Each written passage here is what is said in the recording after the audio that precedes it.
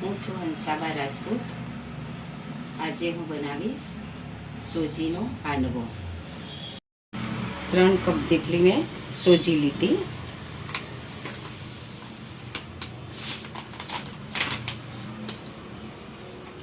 લસણ, મરચાં અને ડુંગળી એને ક્રશ કરી લીધું.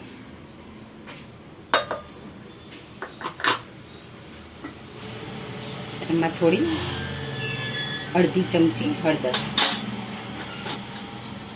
અડધી ચમચી જેટલું મીઠું, એટલું મરચું પહેલેથી ક્રશ કરવા લઈ લીધેલા છે, એટલે થોડું નાખશો તો પણ ચાલશે. 2 ચમચી જેટલી ખાંડ લેવાની છે. આપણે હવે ખીરું પાણીમાં નથી બનાવવાનું, એકલી છાશ વાપરવાની.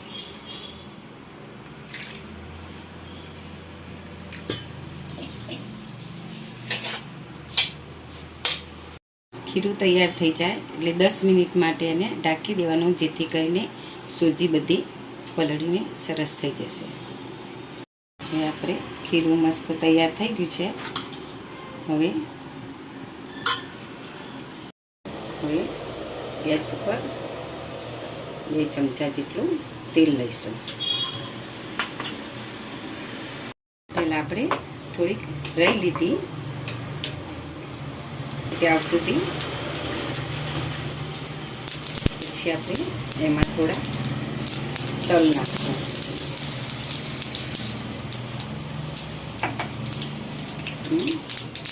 સૂકા મરચાં,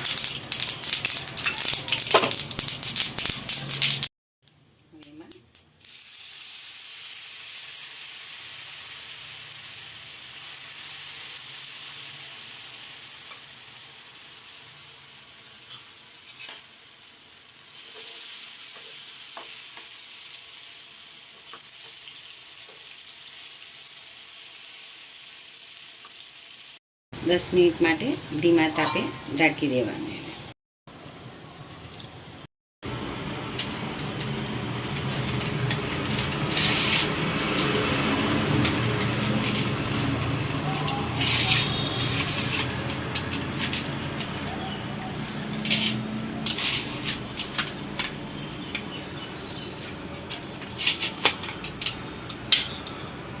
હવે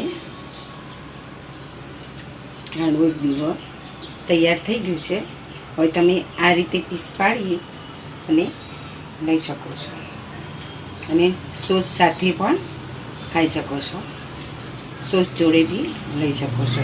એકદમ સરસ રીતે હાંડવો તૈયાર થઈ ગયો આપણો.